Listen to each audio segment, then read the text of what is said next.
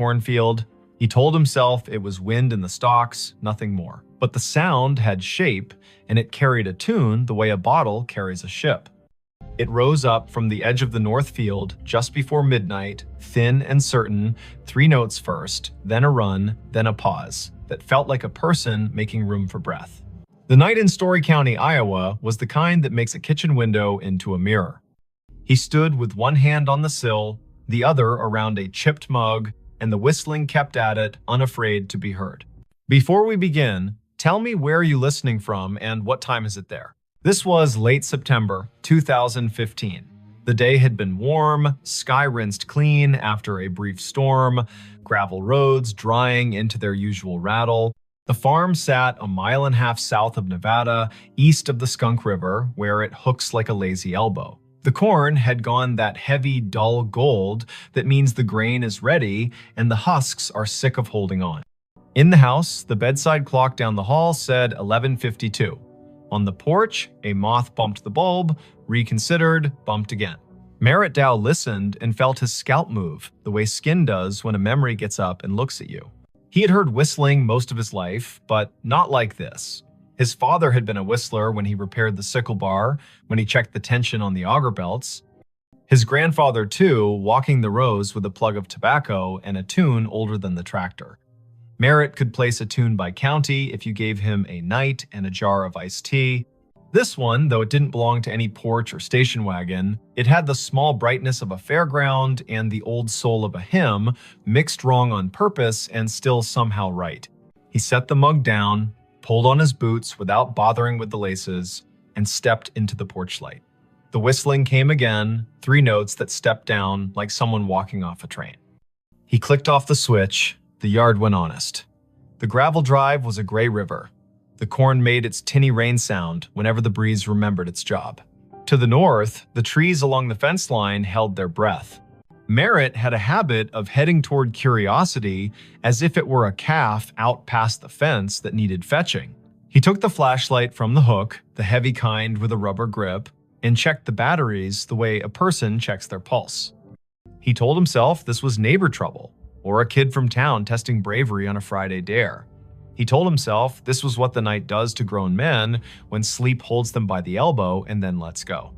He told Dinah, the old collie, to stay. She licked once, turned in a tight circle on the porch rug, and stayed. He crossed the yard, past the big maple that had survived lightning by pretending it hadn't happened, and stepped onto the headland by the north field. The first row took him in like a store's door chime. The stalks were tall and dry, leaves bent into knives. The ground was soft from last week's rain and held his boot prints as if for reference. He waited for the whistling. It came from farther in now, or the rows had changed the way sound bends when it's forced to choose a path.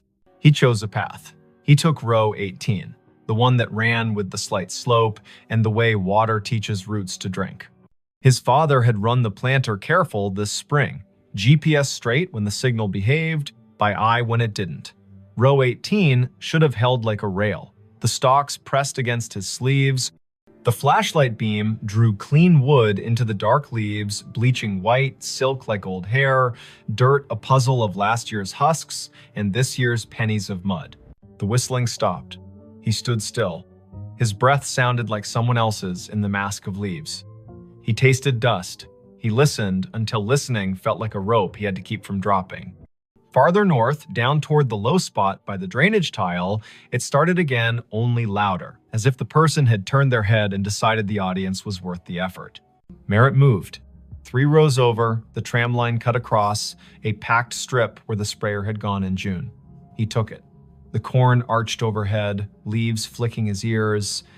Spiders had slung long theories between stalks. He broke them and apologized in his head. He had walked this ground every day for months, and the ground had said yes like a friend. Tonight, it felt like a cousin, a person who loves you without being sure what to do with you.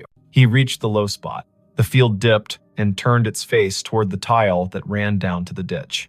The air was cooler here, lined with the smell of black earth that keeps secrets for centuries, because that's what it was paid to do. The whistling had gone softer.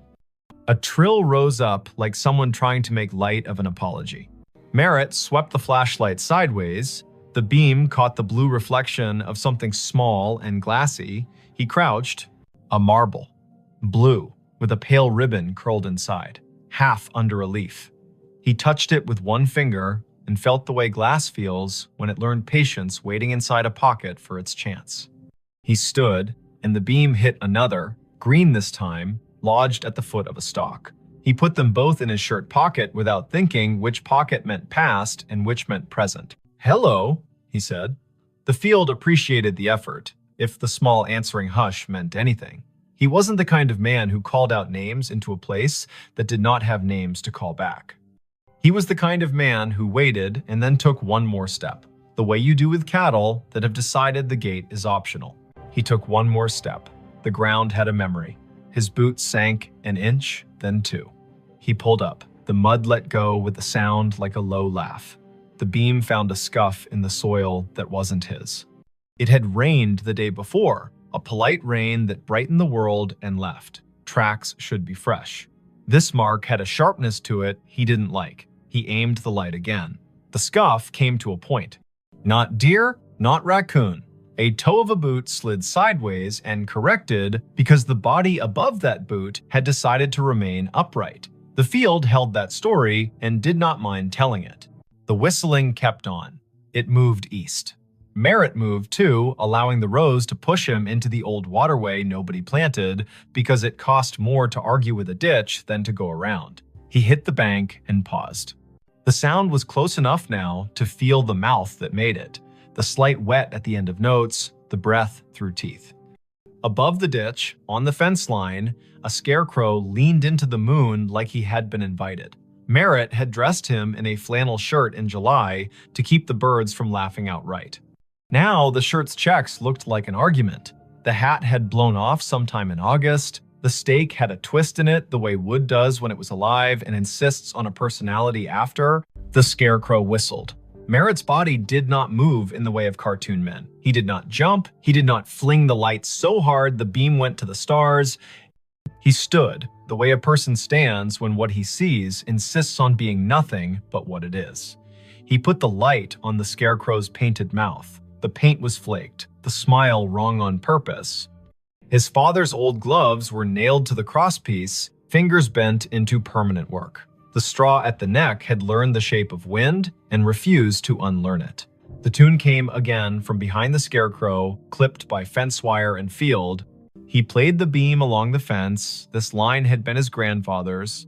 His father had repaired it across 3 winters, one staple at a time, using a hammer that had bent 100 nails and 100 more. Tonight, a single strand lay loose between posts, a neat cut at shin height made by someone who liked clean work. Beyond the fence, the other place. Neighbors in the country are closer than people in town and farther away. The acreage to the east had belonged to the Kesslers once, then to the bank, then to a man who installed irrigation pivots with a speed that made the county whisper. Then it's Saturday. The pivot circle kept a gargoyle symmetry in the daylight and turned to bones at night. The whistling came from inside that circle, not far, an invitation or a dare. Merritt climbed the fence by habit and dropped into the tall, ragged grass beyond. His flashlight skipped over metal. The pivot tower rose where the corn had been cut early for silage. A ladder led up to a catwalk that had not been used since a summer of drought and cheap diesel. The sky put someone else's stars over everything. Under the ladder sat a cooler the color of a toy, lid askew, ice melted into a cold thought. 2 bottles lay on their sides. The labels had lost interest in staying on. He touched one. The glass was warm, warmer than the air deserved. He called out again, a different word this time. "Friend." The whistling answered with the same run of notes. He followed the sound around the base of the pivot. His light found Cobb's nod down to the spindle by raccoons with principle. He found a folding chair with only 3 of its 4 screws willing. He found a playing card gone into the dirt, face down forever. He did not find a person. The corn from the other side rustled, a polite cough. He turned. A taller shadow leaned out from where 2 rows had been pushed apart. The flashlight found denim, boots, the hem of a coat cut square. A hand. The skin had the tint of rural men, year-round, sun-washed, wind-scoured. The fingers were long and still. The hand did not wave. "Evening," Merritt said. He stepped closer. The shadow stepped back. The hand slid into the rows, as if hiding from a photograph. The whistling receded down an aisle of stalks, clean and straight as a hallway. He went after it. Later, he would say he never chose to follow, and he would not count that as a lie. The rows insisted. The sound invited. The night did what it always does when a person leaves a safe light and enters a place built to fit bodies only one at a time. It made a mouth and decided whether to swallow or to speak. The field spoke directions in leaves. He followed until the path tried to teach him regret, and his feet refused to be taught.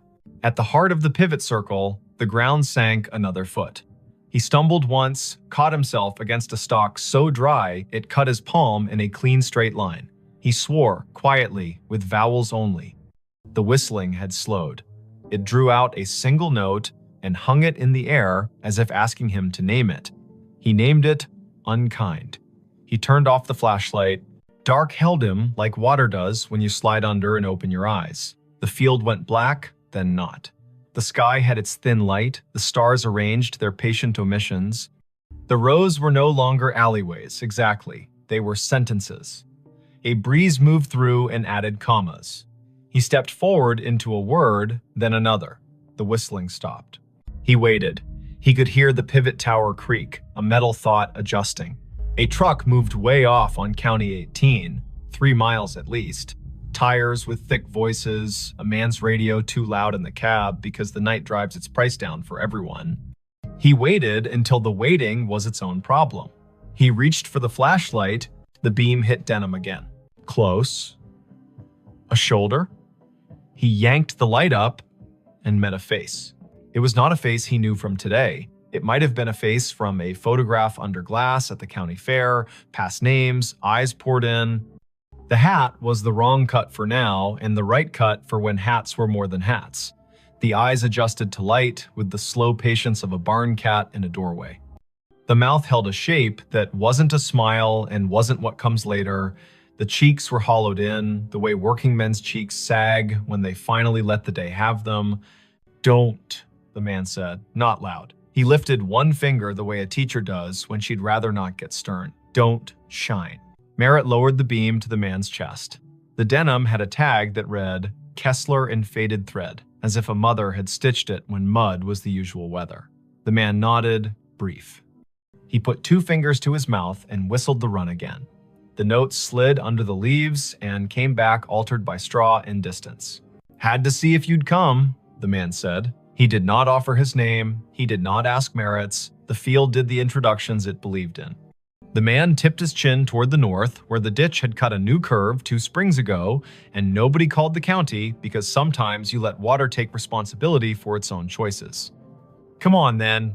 They went up Row, across the tram line, down again. Merritt kept the light aimed at boots and dirt, the way you aim swear words when children are sleeping in the next room. The man's hands brushed the tassels as he went, leaving no sound. The field learned him and forgot Merritt in the same breath. They crossed into the neighbor's back 40, and the soil changed, darker and more confident. The rows had more to say here. The whistling would come and go like a small animal, checking the air and disliking it.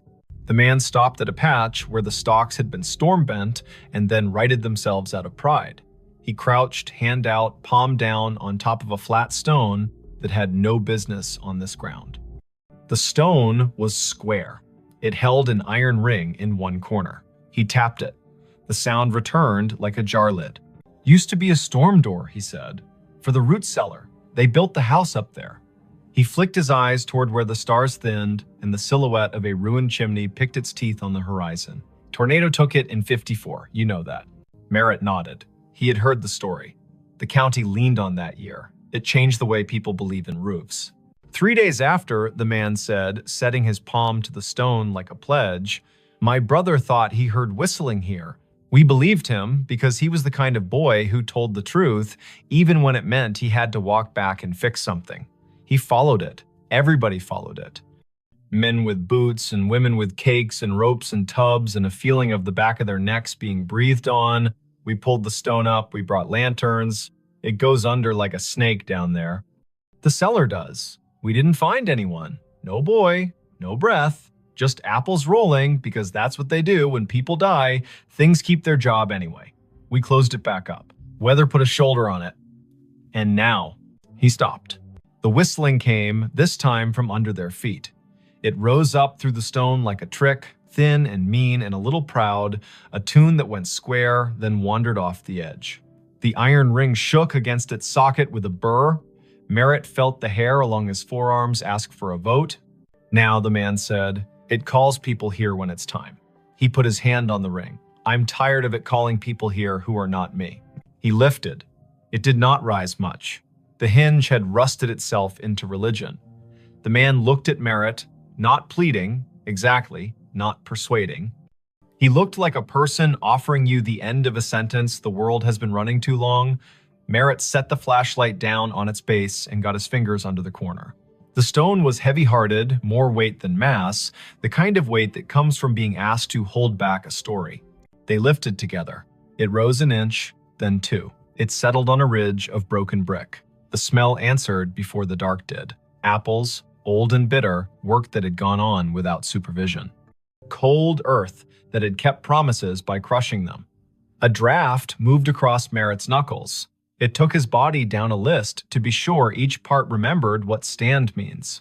The whistling ran up inside the gap and out. It had volume now. It wished it had a throat. It would have stopped if someone had blessed the night right then and said, go on to sleep. No one blessed the night. Merritt and the man held the stone a second longer, then eased it down onto a stick propped like a tired knee. The gap held. The dark inside threw itself at their eyes and bounced back, patient. They did not aim the flashlight in, the man would not have it, and Merritt knew enough to trust someone who belonged to a place this much. They listened instead. The whistling ran its tune twice, then twice again, and each time the final note sagged, as if asking someone to let it lie. Why me? Merritt asked. He wasn't offended by the question. He wanted a reason that could wear a hat. You were the one who heard it honest, the man said. You stayed at the edge of your field as long as you could and still came. Some men run because they want a story to tell about themselves. You came because you wanted to know who to go fetch. Merritt shoved down the part of himself that softened at that. He bent, slid his hand into the gap until his fingertips touched the dirt at the lip. It was cool, the way a basement never loses January. He searched by hand, careful for glass.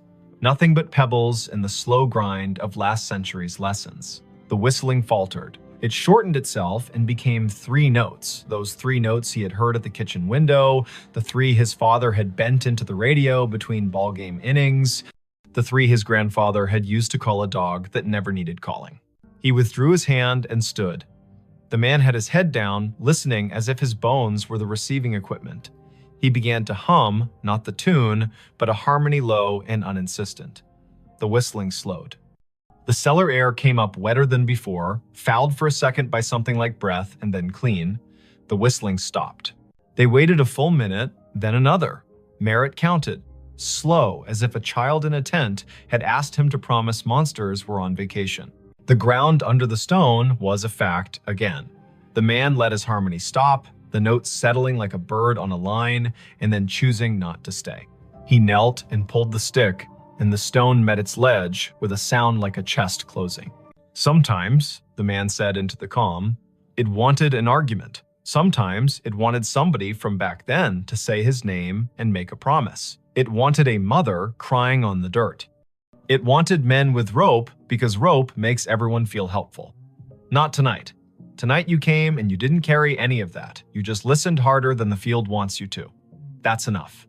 They stood together in the rows until the night got bored with them and went to do what the night does in other places. The pivot sighed and remembered it had bearings, not opinions. The ditch water moved on its way, not fast, not slow, never wrong. A coyote put a sentence into the air and another answered, and both sentences agreed to end where they did. The man tipped the brim of a hat he wasn't wearing and turned back into the corn. His boots made no more sound than a thought that knows its limit. Merritt found his way to his own side of the fence. The cut strand had not healed. Fences need hands. He climbed and dropped into dirt he had paid for with 3.5 decades of rain and frugal Sundays. The scarecrow leaned the same way. His flashlight picked out a nail that had worked proud where a glove met wood. He tapped it back in with the handle, the small sound a hope. On the porch, Dinah lifted her head and thumped her tail twice. He sat on the steps and watched the sky unspool its last thin silk. The clock over the stove in the kitchen read 1:42. A local freight passed through town without asking anyone's opinion. The night had its usual old chair smell. Merritt took the marbles from his pocket and rolled them in his palm. He did not take them in the house. He set them on the porch rail, 2 small moons that decided to belong to weather again. He slept in the chair by the door with the light over the sink left on because he was still old enough to do what his father had done and still young enough to want a reason for it. In the morning, his neighbor from across County 18 pulled into the drive with the casual angle of men who do not use turn signals because everybody already knows where they're going. Otho Vale had the kind of face that had learned to tolerate sunlight and other people's plans. He stepped out, looked toward the north field, then at the porch where the marbles caught the first slant. He paused. "Thought I heard it last night," Otho said, as if they'd been in the same dream and had already agreed on the parts to keep. "I didn't come. I was afraid if I went, I'd bring the wrong thing with me. You go." "I went," Merritt said. He poured coffee into a cup that had chipped the day his daughter drove away, with her car full and her eyes wider than they had any right to be. He handed the cup down. "There's a stone out there. You know it." Otho nodded. "Been there longer than you and me combined. Some things are a door, and some things are the breath you take before you knock."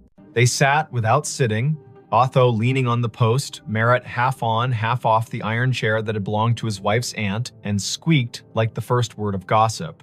The morning took the night apart and put it away neatly. The field did what fields do after an event.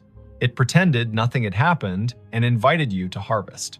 By 10, the co-op truck rumbled up, the driver wearing the resigned cheer of a man who deals in averages for a living. Merritt walked the headland with him, pointed at moisture readings that lied slightly, agreed to pretend the numbers were written on a blackboard by someone with authority. He did the work. He did it until the work forgave him for wondering what else he might be supposed to do. That evening, he repaired the fence where the strand had been cut. He pulled it tight and stapled it with his grandfather's hammer because you use the tools that know your hands. He hammered in 3 staples and left one in his pocket so the fence would remember there is always one more job and it can't get cocky. He checked the pivot base out of courtesy to the machine. He replaced nothing. He spoke to no one. The sky went red behind weather stacked to the west, Kansas doing its job of sending clouds as if on purpose. For a week, the field behaved. The wind laid down its sheet music neatly. The coupe truck counted out grain like blessings.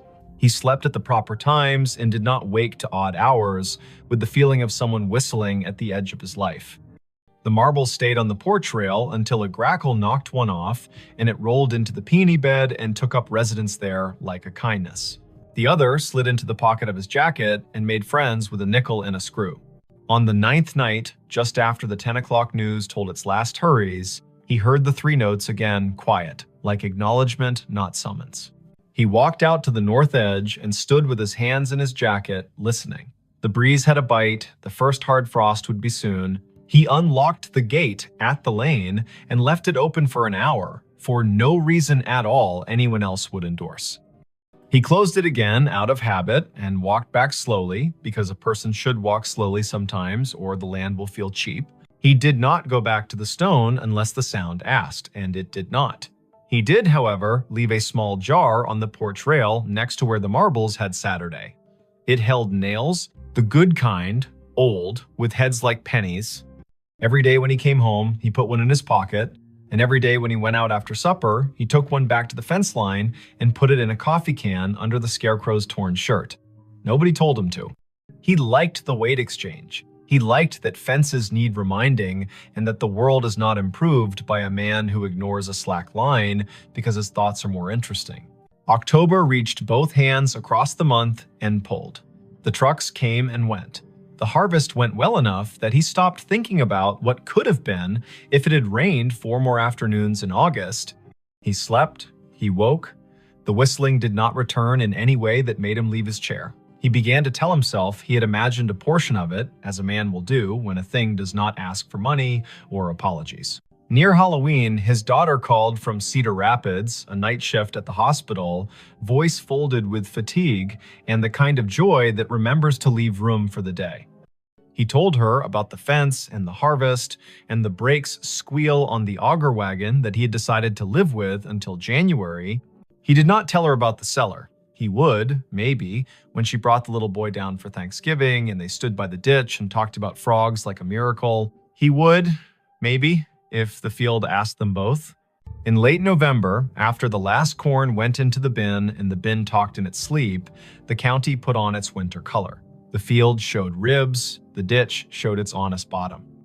The wind took one of the scarecrow's gloves, and Merritt did not replace it because some things are beautiful at half done. He walked every line of his ground one afternoon with the sun low and the temperature willing. At the fence, by the pivot circle, under the coffee can where he had been giving the fence its nails, he found a small thing. A train ticket for a child, maybe, not used, edges scrolled by, damp and patience. The print read, Nevada to Ames, 2 bits. He turned it over. On the back, someone had written 3 notes the way some people know and others never will, little ovals marching up and down a ladder of lines. The ink had migrated slightly into the paper, the way memories do in older heads. He put the ticket in his pocket with the nickel and the screw and the marble that had refused the peony bed. He looked toward the stone without moving his face much, because a person does not want to give a field reason to brag. He said thank you into his jacket as if the cloth were a helper. He walked home. Winter did what it does. It scoured the county down to the essentials. It made the roads into suggestions and the kitchen into a chapel. It put the sound of the furnace into his bones and the number of snow shovels in the garage into a bigger argument than necessary. The whistling came once or twice in a blow that turned the mailbox into a hooded thing, and when it did, he stood at the window and let it be. The way you let a neighbor sing one verse of a song you only half like because he is your neighbor, and you hope the reverse is also true. When spring returned, hesitant and then reckless, he walked out to the stone once in daylight. He stood there like a person does when he's about to open a letter he has already read. He put his hand on the iron ring, and the ring chose not to move. He felt only cool metal and the idea of a door. He said the name of the boy he thought must have once practiced whistling there, not loud, not soft. He thanked the man with the Kessler tag for nothing and for everything. He went home and planted, because that is the part of the story a farm writes to remind itself the ending belongs to the ground and the beginning belongs to the same. If you ever hear 3 notes carry clean from a field at midnight, and you are the kind of person who can tell the difference between wind and a message, remember this. The first step into the rose is a promise. Don't make it if you intend to perform yourself for the dark. Bring only your boots, your breath, and your willingness to be the person who will go fetch, not the person who will tell about fetching. Don't shine your light straight into old places unless someone who belongs to them asks you to. Lay your hand flat on what needs closing. When a tune that has wandered too long finds its last note, let it. When a door that has been heavy learns again how to rest, do not hire that door for different work. There are states where cornfields wear their ghosts like belts. There are ditches whose water knows the names people set into it. There are stones that have been held down by weather and held up by stories. There are men who can whistle and men who cannot, and both kinds do well if they listen. And sometimes, in a county that owes as much to wind as to family, a man with a flashlight and an old dog asleep on the porch will follow a tune into the rose and come back, having left something that doesn't need his hands anymore. When he sits down again, the chair will squeak in the key the field prefers. The kitchen clock will softly argue with the refrigerator about seconds. The night will soften him on its slow wheel. The next day, someone will wave on County 18 without lifting a hand, and the answer will come back exactly right. And somewhere beyond the line where 2 quarters meet under a fence, a stone will find it easier to be a stone because 2 men lifted it once, together, and then set it down the way the land asked. The hotel room that prints receipts at 17 amperes. M. The first night, the receipt printer woke her. It coughed once in the dark, warmed its little brass roller, and began to spit out a strip of thermal paper that glowed faintly like a cigarette behind cupped hands. The room clock said 2:17 in pale blue digits. Vesper Klein lay very still in bed 5B at the Scissortail Hotel, a brick-walled midtown remnant on North Boston Avenue in Tulsa, Oklahoma, and listened to the tiny buzz and chirp as the machine printed, paused, and printed again, as if it were resuming a conversation it had been having without her for years. Before we begin, tell me where are you listening from and what time is it there? She had checked in late after a client dinner that went long on promises and light on dessert. The year was 2019, early November. The air outside clean after a narrow band of rain slid through, and the sidewalks shone like varnished stage floors. Vesper was 33, a freelance systems tech who patched networks for small hotels that couldn't afford to be down and couldn't afford to hire someone full-time. She traveled with a canvas tool roll, a spare router, a zippered pouch of adapters that looked like a magician's deck, and a mug with a hairline crack she liked to think of as its signature. The Scissortail was her kind of place. A lobby with a brass bell that had learned restraint, a front desk shelf of paperback mysteries for the taking, a night auditor who watched the door like a friend watches a house while you're out of town. He'd been the one to hand her the keycard and the 2-page Wi-Fi map, Quill Penner, printed on a plastic badge, as if the name might be borrowed for the night. Night auditors aren't chatty by design, but Quill had leaned forward when she asked for the room farthest from the elevator. He'd said 5B is quiet most of the time, then paused, weighing whether to add something. He didn't. He pointed at the coffee station and said, "The cinnamon packets are the good ones." The printer sat on the desk under the window, small and stubborn, the kind of ticket machine you see in diners and old theaters. No USB cable trailed from it, which made Vesper grin in the dark because devices without visible leashes are both a challenge and a dare. The narrow receipt paper advanced in 2-inch bursts. The room smelled faintly of dust and citrus, the ghost of cleaning solution, and something else warm plastic maybe, or the metallic tang of heat on a coil. She slid out of bed, toes finding the rug, shoulders remembering every winter morning she had reached for her hoodie before her thoughts. The window showed a slice of downtown in sodium yellow, a parked truck with a tarp that breathed a little in the wind, a streetlight haloed just enough to be kind. She stood over the printer and watched it work.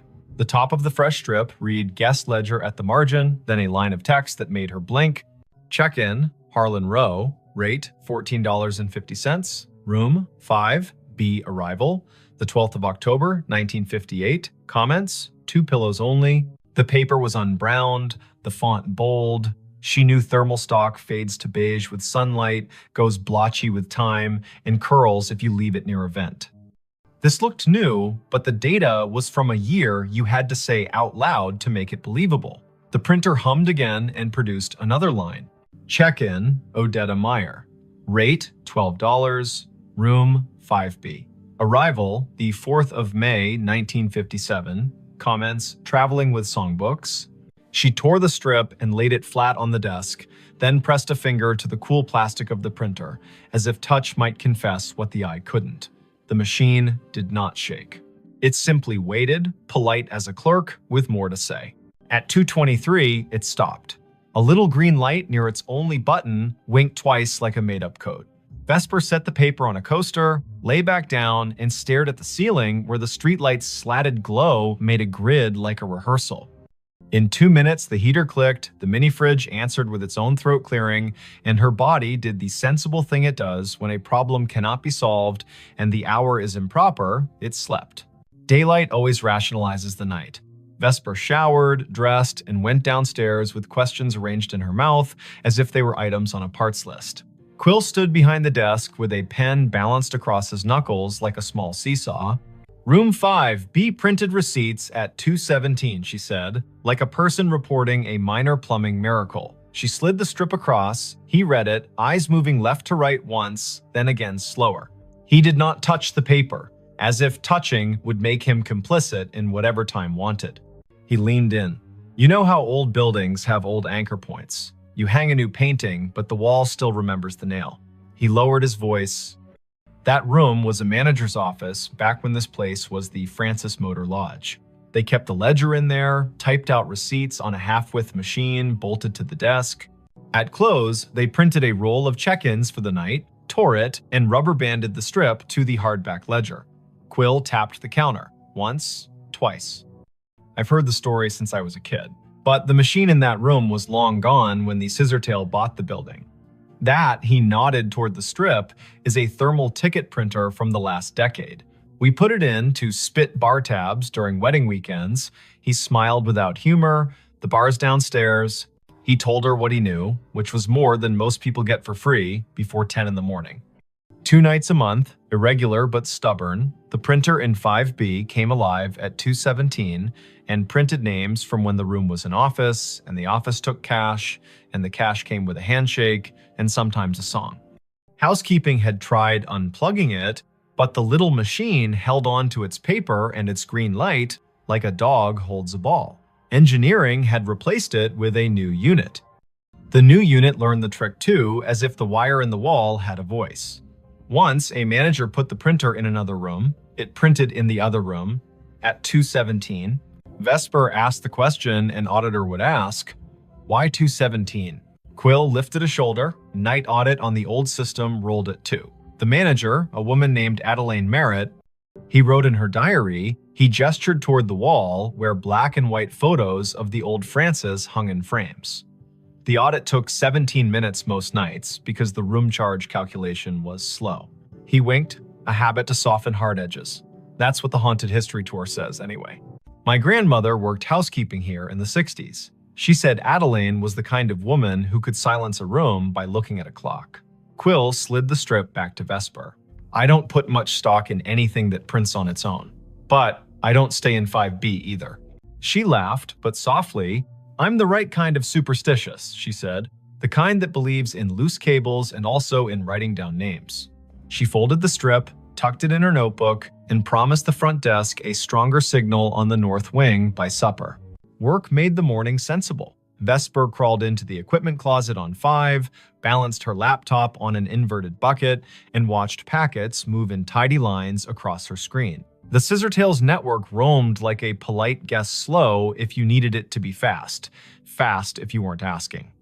She pushed a firmware update, tuned channel widths, stood on a chair to re-angle a ceiling antenna the way you point your head to listen better.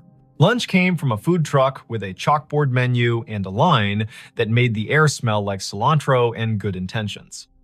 She ate on the loading dock, the sun finding her cheekbones and telling her to stop worrying about things no one pays you to worry about. The second night, the printer coughed at 2:17 on the dot. The room's clock, which she had not trusted since it flashed 12:12 after she plugged her phone charger, matched her wristwatch exactly. The printed strip listed names again, 5 this time, each with a rate that made the era plain. Miguel Corrado, Della and Sten Bay, Bellamy H. Cross, Traveling Sales, G. Whitlow. The comments field sometimes added a phrase that felt like a quotation. Traveling with songbooks, baby sleeps light, keep the radio low. She tore the strip and laid it beside the previous one. The heater ticked its approval. She sat cross-legged on the rug, laptop open, the printer's power cord draped across her thigh. If it's a room ghost, she murmured, it should ignore me. If it's a network ghost, I may as well listen. Her laptop saw the printer as a simple thing on the subnet, a networked ticket device with a default login and a queue history that should have been empty and wasn't. Vesper scrolled. A job log rolling back months logged exactly 2 entries each night with the flag source, Legacy.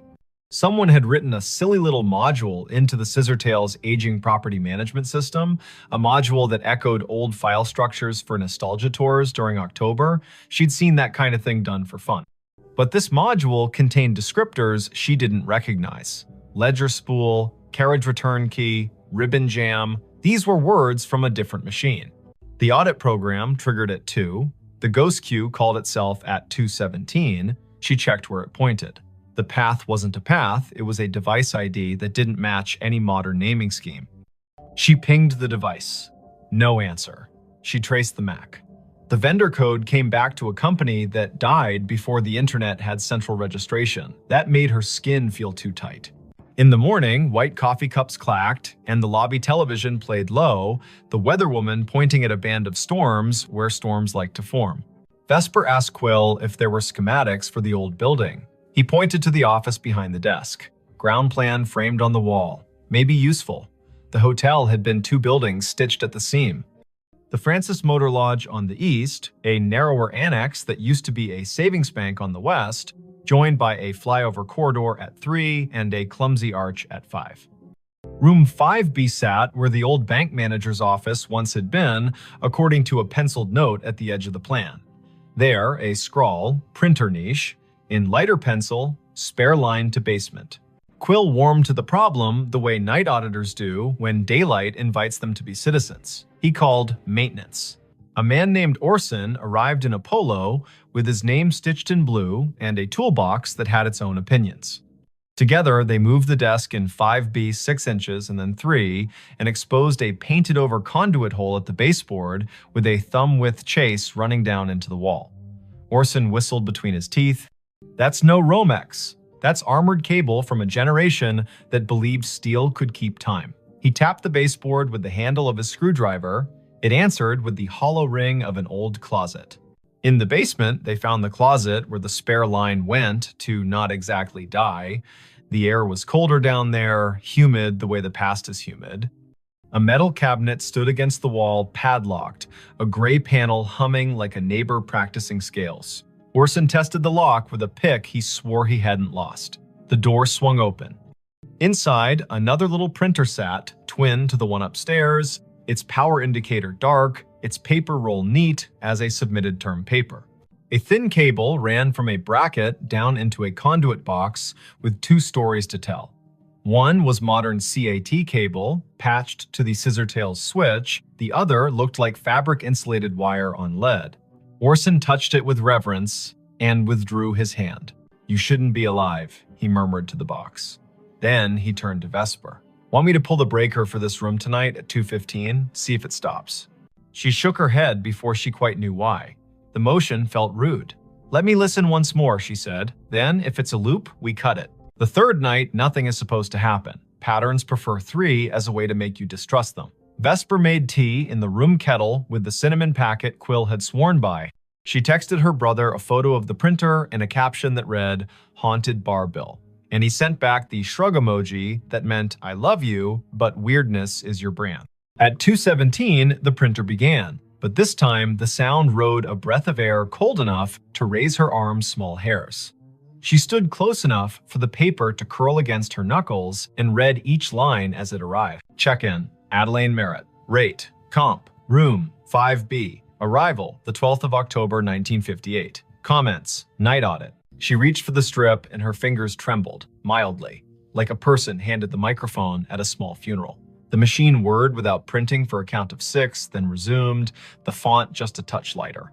Check-in, Quince Palmer. Rate, $9.50. Room, 309. Arrival, the 12th of October, 1958. Comments, meeting at dawn. The room held its usual choir, fridge, heater, hallway, ice machine. 2 turns down, but behind it all, she heard a soft clicking. Not printer, not clock. Keys. The slow press and release of typewriter keys. Somewhere not in the room and not far enough away. She froze, because freezing is a way of letting more senses work. Her body made itself a listening instrument. The keys whispered. Again, 3 strokes. Pause. 2. The printer spit a final line. End of ledger. Prepared by A. Merritt. Time, 2:17 amperes, M. Vesper did what the body asks. She sat on the bed with the strip in her lap and waited for her breath to level. It did. The heater ticked, the fridge purred, the typewriter stopped pretending, the sound folded itself up and slid under the door. She slept because being a person who works with systems means you've learned to stack your fear on a shelf when there's nothing urgent to do with it. Morning turned the printer into a device again. She took the strip down to the desk. Quill stared at the word comp and the name he had heard his grandmother say on summer porches when the heat wanted out of the day. He asked to borrow the strip to show his manager, a woman with the fast walk gait of someone who plans 2 days all the time. The manager's name was Letha Croft, and she looked at the strip like a problem that could be solved with a memo. She was polite and firm. "We have tours on Fridays for the people who want goosebumps," she said. "We prefer to keep the goosebumps from rewriting our Google reviews." Vesper smiled, a tight little smile that said, "I won't post, I don't do that work, I just want to know what the wire knows." Letha sighed. The Scissor Tale was a college internship that never ended for her. The building was her thesis. She pointed at the framed photo behind the desk. Adelaine Merritt, hair pinned like a decision, stood at a wooden desk the size of a Buick, hand on a ledger book, face turned to a camera that had learned to respect her. The caption read, "Francis Motor Lodge, C1959, Night Manager." Letha lowered her voice. Family lore says Adelaine died at her desk in 2003 after the building had been empty 6 years because she refused to move a box when the bank wanted it.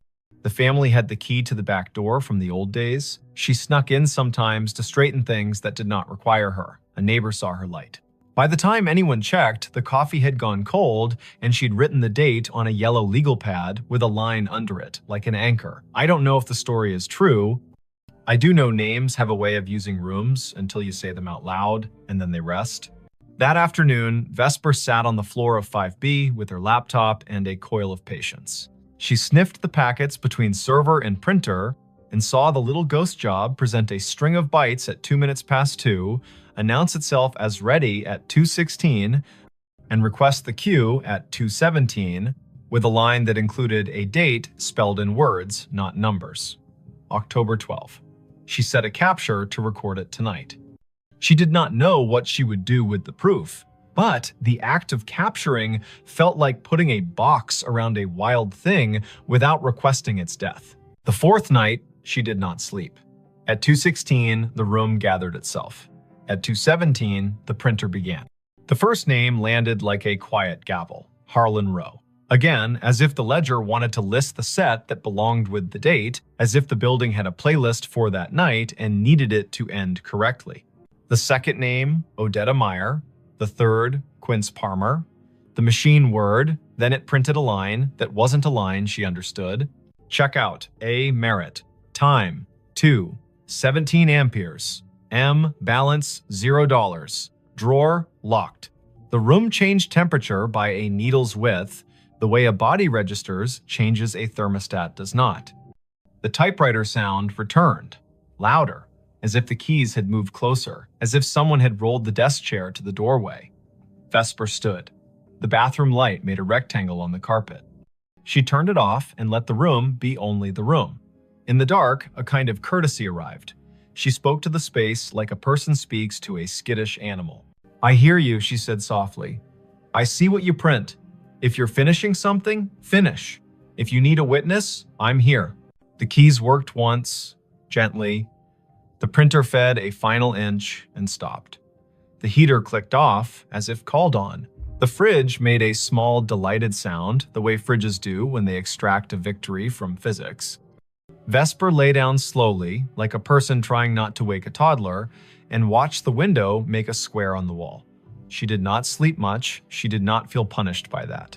On Friday, Quill called his grandmother. She came in with a smile that wore 80 years as if they were a favorite cardigan.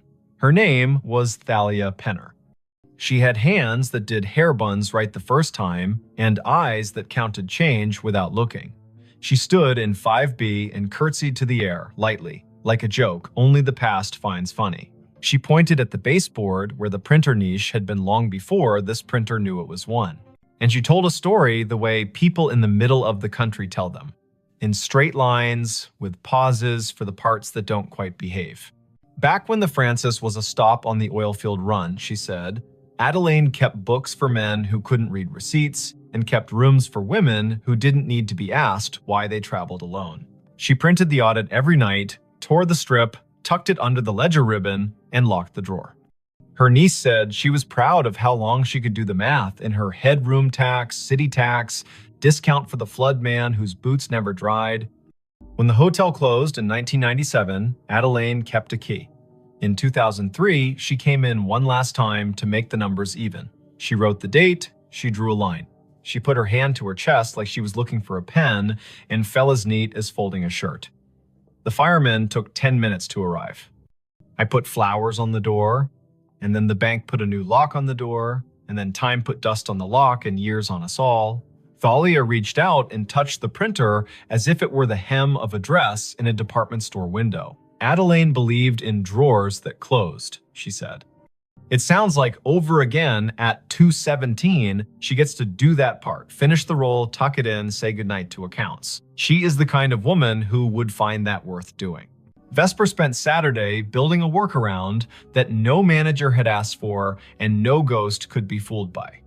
She pre-programmed a rule in the printer's network profile. At 2:16, the device would capture its own print job to a text buffer and email it to a special address she made for the Scissortail historian. Proof for people, paper for the room. At 2:15, she and Orson stood in the basement closet like two burglars having second thoughts. Orson touched the breaker switch. He looked at her. She did not nod. He did not flip it. Upstairs in 5B, the printer coughed, purred, and worked. Down here, the old gray panel vibrated, soft as sleep.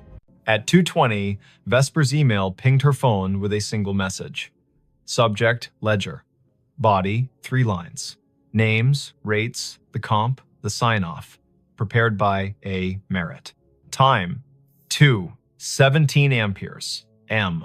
She did not sleep that night. She didn't mind. She lay on the bed, hands behind her head, and watched the room recede from what rooms are in daylight containers, shelves, angles, and become what rooms are when you let them be churches. Limits, repetition, silence between notes. She thought about drawers, about the way her work was mostly closing things in the right order so strangers could open them and recognize what they saw. About how a hotel is a machine for forgiving you for not being home. On Sunday, she checked out. She left a thank you envelope at the desk with Quill's name written in neat engineer's block.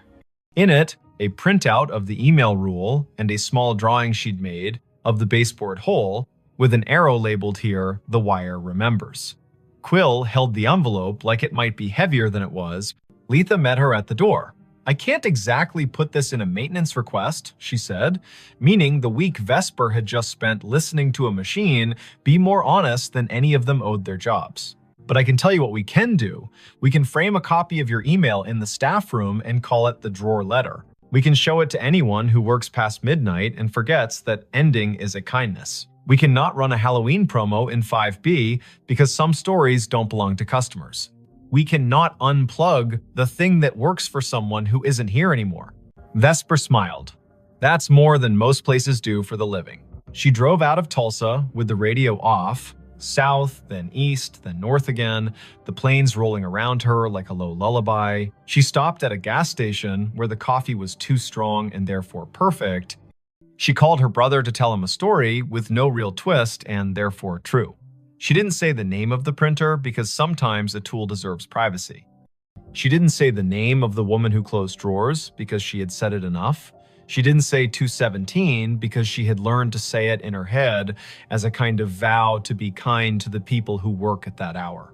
Months later, back in Tulsa for a different job in a different building, she walked past the Scissortail one evening just before Christmas when the lobby held a neighbor party. A small tree wore strands of tickets in place of garland bar tabs printed for fun, red inked with dates and little notes in flare pen script. Quill waved from the desk, a Santa hat angled to keep his dignity. Letha stood by the fireplace talking to a city inspector whose expression said he had learned to sleep at last. On the stair, a woman in her 50s, adjusting an ugly sweater, looked at Vesper in that way strangers sometimes look at one another, as if they had agreed to be in the same hallway before they were born. Vesper stopped in for a minute. She drank cider from a paper cup. She left before anyone could ask for a funny story with a good ending. She slept at a chain hotel by the interstate where the printer in the lobby spat bills for bottled water and where midnight meant nothing in particular. At 2:17, she woke and smiled at the ceiling, not because any machine had called to her, but because she had trained her body to stand witness for a time that belongs to other people. She poured water into a glass and listened to the small sound it made when it met the bottom, hollow turning to full. She said the name she had been given as if returning a borrowed book. She slept again. If you ever find yourself in a hotel room and a device on the desk prints at a time that sounds like a secret, do what Vesper did. Don't yank the cord. Don't film it for the internet like proof is a currency and this is your chance to spend. Sit up, put your feet on the rug, read the names if names arrive. If you can, make a rule that gives the living something to hold a copy, a note, an email to a person whose job is to remember. Then let the room have its paper. Let the drawer close. Say thank you to the time that isn't yours. The night staff everywhere will feel it like a hand they don't have to see. And if you must know, it goes like this. The little green light winks, the paper unfurls. The names Harlan, Odetta, Quince, Adeline roll by, small and austere and whole. The room changes by a breath, the heater stands down, the fridge on duty hums, the typewriter in the wall or the idea of a typewriter slides one last carriage to the right and returns. The drawer locks. The ledger for that one night balances again. You will not have been asked to fix anything. You will not have been asked to believe. You will have been asked to witness. A job that counts. When dawn smears light along the window, when the city yawns and rolls, when the night auditor hands the keys back to daytime and goes home to sleep in a room with a plant that knows their voice, you will have been part of the smooth that makes this complicated world possible. Somewhere, a printer coughs once more, polite as always, and waits another 24 hours to do what it knows on the dot without apology. If, later, someone asks why a small hotel on North Boston Avenue keeps a finicky old ticket machine in a room that could rent for $2 more without it, you can say this. Not every device has to justify itself in money. Sometimes a machine is a ritual. Sometimes a ritual is a receipt that proves someone was here and did their work and went to sleep. And sometimes, at 2:17 in the morning, a woman who once locked a drawer she loved gets to do it again, which is as reasonable a reason as any you'll hear for anything that persists in this country, shaped by roads, rooms, ledgers, and the soft insistence of people who finish what they start. The call came in on a Tuesday at 4:32 in the afternoon, late October. The sun already sliding behind the Blue Ridge, so the hollows of Shenandoah darkened early. Ranger Aislinn Keats was parked at mile marker 47 of Skyline Drive, just north of the Rapidan turnoff, a paper cup of station coffee cooling in the cup holder, and her radio tuned to the quiet channel they used for backcountry check-ins. The speaker breathed. Static arranged itself into a voice that did not sound like any of her crew. Before we begin, tell me, where are you listening from, and what time is it there? Aislinn turned the volume wheel a notch. Out the windshield, the ridge was drawn in crosshatch, oaks and hickories going copper, the sky a pale thing you could scratch with your nail. The voice came again, precise, as if it were reading off a card. Fox Hollow base to any unit on the east slope, child missing, male, age 8, name Harlan Whitcomb, last seen near the Old Stone Spring House above Corbin Run, weather degenerating, Hurricane Hazel expected to push in, winds rising, request all available, time is 16:30, October 14, 1954. The radio clicked off into snow. Then, faintly, the same message, identical down to the breath before the name. Aislinn stared at the handset. Their base was called Piney River Dispatch. Their tower names were Pinnacles and Hazeltop and Big Meadows. No one in the park had used Fox Hollow for decades. Her training cracked its knuckles. She keyed the mic. Piney River to unknown unit. Say again. Who is calling Fox Hollow base? Silence laid itself over the car like a thin blanket. Beyond the glass, a crow moved from one bear snag to another as if demonstrating a diagram. The wind was a steady push from the southeast. Hazel. The word gave the hairs on Aislinn's arms ideas. She stepped out and let the door swing shut. The air had that warm edge you get before a storm that started somewhere else. Leaves chased each other along the asphalt, then lay down. In the trunk lay her day pack, a spare radio, and a copy of a paper map creased along the places everyone folds them. She slung the pack, checked battery levels, turned the spare to scan. The main radio kept its sulk. The spare found chatter from Big Meadows about a flat tire near Lewis Mountain, then returned to quiet. The old voice did not return. Aislinn keyed in to dispatch. Piney, Keats at 47. I caught a transmission, sounds like a vintage call. Reference to Fox Hollow, child missing near Corbin Run, date October 14, 1954. Could someone check the archive on that, see if we have a historical incident report? The dispatcher was a steady woman named Karen, who did not make noises she did not need. Copy, Aislinn. Stand by. Aislinn leaned on the hood and looked east, where the hills tumbled like knuckles, all green and copper and shadow. She had worked Shenandoah 5 seasons. She knew the way the ridges spoke when you asked them right. She also knew radios lie sometimes, bouncing off ducts of temperature and skipping across layers of ionized air like stones.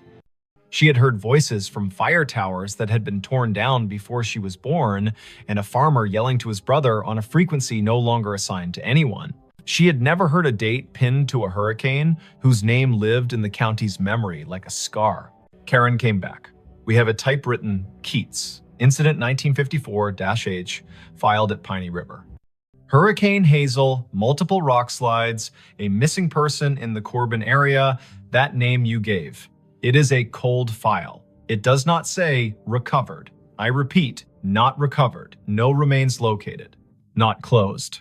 Aislinn pressed the radio to her shoulder until the plastic complained. Copy. Can you send scans to my phone? I'm heading down to the Corbin Run access. If anyone else is close enough to meet, let them know. There was a pause, a little breath that was not static. Karen's voice softened a shade, the way people do when the past finds a way to ask for your time. Sending now. Watch your footing, the trails are a mess of marbles with the leaves down. Want Dupre from Hazeltop on, stand by. Affirmative. Aislinn slung the pack across her back and looked once more at the ridgeline.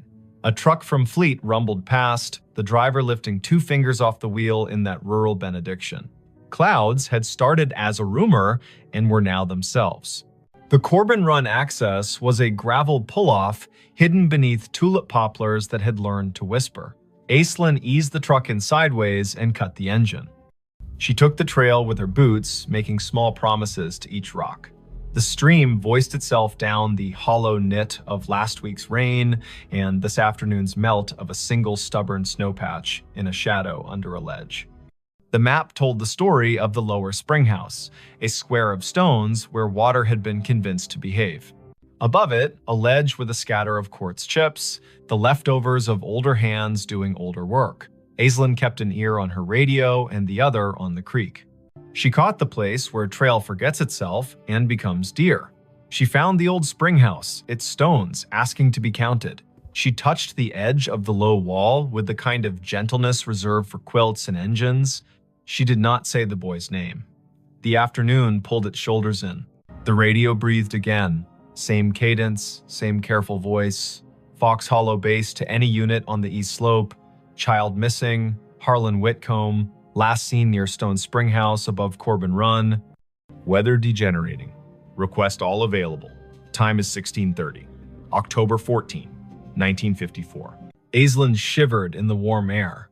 Her eyes went to the spring house and its square of shadow. She moved the beam of her headlamp across the stones, not because she expected to see anything, but because light can sometimes rewrite a sentence the land is trying to say. The beam found a length of rust, half buried in the moss, along the back of the foundation, thin as a butter knife, with a clip and a circle at one end. She crouched. A whistle. Army surplus, by the look of it. She teased it free, the moss unwilling to let it go. The metal had pitted and softened into a river-colored thing. She wiped it once against her sleeve, then regretted the act. Her radio clicked and made a sound she had not heard in years. A squelch from another era. Karen came back on. Keats. Dupre is on the way from Hazeltop Tower, 20 minutes if the drive is kind. Archives show the boy was last seen by his father near the spring house, yes. The father left him to fetch his jacket from the car. Weather shifted, heavy gust pushed through, child gone when he returned.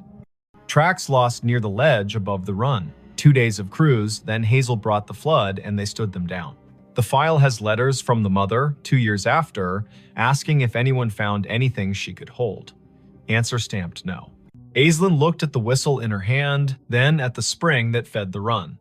The water wore a sheen of leaves thin enough to count. She keyed the mic. Found a whistle near the spring house. Will bag it. Doubt it has any forensic value after 6 decades, but a photograph might matter to someone. As she spoke, a figure eased out of the trees upstream. A man in the brown and green of a ranger uniform, but the cut of it was wrong in a way you can feel, even if you do not have the words. The shirt had pockets like ideas, the hat sat stiff as a rule book, he carried a strap radio that looked like a lunch pail with an antenna. He exhaled, then stopped when he saw her. "Ma'am," he said. There was a formality in the syllables, like church on a day that hurt. "We're sweeping the east slope." The boy's father said he was right here. He pointed at the stones, as if pointing could anchor the earth. Aislinn stood very still. The man's face had the smoothness of someone who had not yet had reason to learn what whiskey was for. His name tag said M. Elwood. His shoulder patch bore an American shield with a tree she did not recognize. He glanced down at her radio and then at the whistle in her hand. "You with us?" he asked. "You with Fox Hollow?" Aislinn's throat did the dry swallow of a person whose mind is faster than her words. "Yes," she said, because yes was easier than telling a man with a lunch pail radio about the word digital. "I heard your call." "Where are your lines?" "At the ridge," he said, puzzled by the question. "We got men cutting sign along the deer trails. We got women at base keeping track of names. The disaster man out of Charlottesville told us Hazel will give us until dawn and then gone." He looked past her to the ledge, his jaw a small square against the warm air. "Mother is at the church in Syria, not the far one, the one with the bell rope that sticks. She keeps asking if he had a jacket. She wants the question to be a fact." A gust moved through the trees on some business of its own. Aislinn felt the air change around the bones of the rocks. The man looked at her again, and the little muscle at the corner of his mouth twitched. "Your radio," he said. "You get this out to anyone else." "Yes." "We have a tower at Hazeltop. They know. Someone is coming." "Good," he said softly. Then he put 2 fingers to his brow, an old salute done halfway because distance is difficult to respect when the ground is asking for more of you. He stepped past her, boots exact on the damp leaves, and moved toward the ledge, listening with his face. He put a hand out as if to feel a draft. His outline lightened as if the warm air had decided he belonged to it. The forest made the sound of a coat hem brushed along a pew. He was gone. Aislinn stood, her hands empty now that the whistle had weight inside a bag. She did not call after him because naming a thing makes it pick a room and leave all the others. She climbed the slope above the spring house, careful, testing each foot. The ground showed her where it had let go before. The soil had slumped sometime between 1954 and now a scar that trees had tried to stitch. She scoped along the edge and thought about the father leaving for a jacket, a boy with a whistle and a spring that talks even when wind tells it not to. Dupre's SUV nosed into the pull-off as the last of the light left, and the storm made its speech. Jericho Dupre had shoulders like a doorframe and a way of stepping onto ground as if asking permission. He carried 2 headlamps and a calm that turned wind into a task rather than a threat. "You heard it too," he said, by way of greeting. "I did, twice. Then it came again down at the spring house. I found this." She held up the bag. The whistle swung on its string, dull as an old firmament. He took the bag and looked as if it could tell him how to think. He listened. The wind pushed down the hollow. The radio hissed, then thought better of it. He nodded at the ledge. "If it were mine to write," he said, "I would say, slip." The file says gusty before Hazel. A child with a small sense of infinity walks the line twice to see if the sound changes along the water. It does. He steps where the deer stepped, and the hill remembers it owes the river a favor. Aislinn told him about the ranger with the lunch pail radio. Jericho had been in the park long enough to have a story for everything and to respect none of them fully. Fox Hollow was an unofficial name for the old maintenance yard near Syria in the 50s. He said, the way a person does when they are agreeing with the possibility of a ghost to be polite. There is a cinder pad there with the marks of 4 posts, like a tower. The radios would have been handsets the size of a Bible that could make clouds sound like news. People back then wrote reports thick with nouns. They did not trust adjectives unless a man had bled. He held the bag with the whistle for an extra breath. He set it in his crew pocket. They searched until rain made the ground decide to be a different kind of ground. In light from their headlamps, the trees stood at attention, counseling caution. They ran a short line grid above the ledge, more to be able to say they had used the dark well than because they expected the earth to give up a long-ago truth for free. At 9, the radios called them home before the lightning made the argument personal. Karen met Aislinn at the office with a printout. The file had been scanned, crooked, and the edges were black, where the copier had tried to keep history from fraying. The incident commander's name was printed in a firm hand, M. Elwood. A note in the margin had been added later in pencil. Mother moved to Luray in '67, father deceased, no closure letter sent. The pencil note was signed with a small initial A and a dot. Aislinn slept at the bunkhouse with the radio on her nightstand like a dog. She dreamed that paper flapped along a clothesline strung between trees, and she walked the line, reading every letter, her feet lined up on the rocks of the run, the paper turning to leaves as she read. At 3 in the morning, she woke to the noise a storm makes when it finally accepts its job. The world beyond the window went white, then black, then white again. She turned the volume down to half. She watched the rain write gloss on the sill. The radio stayed quiet. At 10, the day pulled itself together into rags. Aislinn drove down to Luray to a blue house where the porch had a swing, and the swing had 2 cushions that had learned how to be rain. She had a name from the file and a phone number that still worked, to her surprise. A woman in her 80s opened the door with the careful welcome reserved for officials who might be good news or could be kind even if they were not. "I am Aislinn Keats," she said, ranger with Shenandoah. "I am here because a storm pulled a thread and we saw where it ran." The woman corrected her posture and straightened the collar of her cardigan as if a story would take her picture. "My name is Tilda Whitcomb," she said. "We did not know how to leave him there, so we stayed. I have a loaf of banana bread that forgot the raisins on purpose if you are the kind of visitor who does not mind crumbs." Aislinn sat at a round table so clean it looked like a rule. The banana bread was honest, the tea was strong. Tilda put her hand on the tablecloth and kept it there as if the cloth would be steadier if it knew she was not going anywhere. She said the name Harlan like a stake you drive into ground so the tent knows where to stand. "He whistled 3 notes, Tilda said. "The tune the train plays when it comes into Luray, because his father used to take him to the crossing and they would wave at the men who stand like saints. 3 notes and then he would laugh, because he was practiced at laughing. The wind took the notes and did not give them back. My husband ran to the car and the sky changed. They told him on the radio he had until morning. You can live your whole life in a sentence like that." Aislinn put the bagged whistle on the table. The string looped like a sleeping thing. Tilda did not reach for it. She looked at it as one looks at an old photograph that has learned how to move. "I did not get a letter," she said, and smiled small to prove she was not accusing. "I understand how papers behave. I was a clerk before my hands forgot to love the carbon paper. I suppose I wrote a letter in my head every day for 2 years. Then I stopped asking out loud. You cannot keep asking the same question without turning into a different person." The whistle sat, silent, older than most of the kitchen. Tilda looked out the window and the window looked back. A red cardinal landed on the feeder and told everyone, rudely, that it had arrived. Tilda laughed at the bird, and the laugh made her look like a photograph of herself. Aislinn asked about the ranger named Elwood.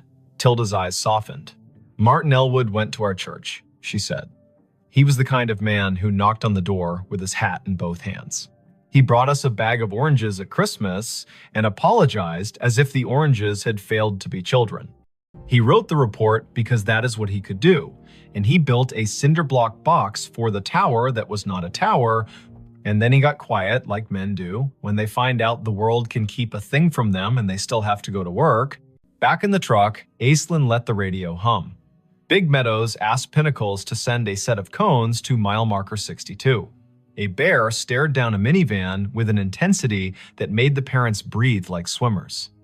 Life had resumed its insistence. She turned the truck toward the old maintenance yard near Syria, the one Jericho half remembered as a place with 4 posts and a name more rumor than rule. There was a cinder pad there for sure, now half invaded by chickweed and ambition. Someone had collected beer cans along the edge and arranged them by brand into a timeline. Aislinn walked the perimeter and crouched at a corner where the concrete had spalled enough to show a rebar smile. She brushed the dirt aside with one hand. A penny lay there. The year was 1954. She laughed, because a park and a story will sometimes give you too many symbols and you have to choose which to be corny about. The wind rose toward evening. The radio stayed in this decade, obedient and dull. Aislinn drove the ridge road, watching the color slide toward Bruce. Back at the office, Karen handed her a thin envelope with a stamped return address that made Aislinn's scalp feel like it had learned something. It was from an amateur radio club in Harrisonburg, a man who had heard the show Aislinn, sometimes called During Slow Nights, the one where listeners told stories of radios hearing the wrong things on purpose. "We pick up oddities when the weather steeps the air," the man had written. "Old distress calls, ham tests bounced off airplane wings, bombers from the 40s practicing. Once, a train dispatch from 1960 rolled through on a rain so thick you could chew it. There are names for this, and none of them explain it. The way I think of it is this: time breathes shallow near storms. If a voice was loud enough once, and the same air returns, you might hear a ghost that is not a ghost. Not dead, not alive, just not finished talking." That night, Aislinn drove down to Corbin Run one last time with a single job. She stood by the spring house and held the whistle. She did not put it to her lips because it belonged to a mouth that had done its work. She set it on the stone in the square of water smell and said a sentence Tilda had given her permission to say. "Harlan, your mother sits with a red bird and forgives the form and the weather. We leave you where you are, not lost now. We know the place that held you. We will name it even if the stone refuses to."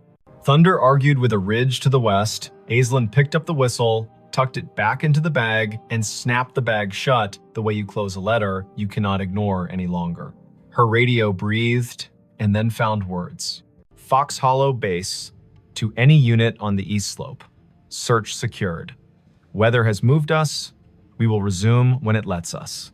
Families headed to shelter. If anyone finds a whistle, mark the spot. End of report, October 14, 1954. Aislinn lifted the handset to her mouth and did not speak. The silence she chose felt like respect, not fear. She held the radio until the voice faded into the music of rain. Then she climbed the hill back to the truck. The park wrote its own ending. Winter stripped the ridge to bones. Spring came with its first honest green.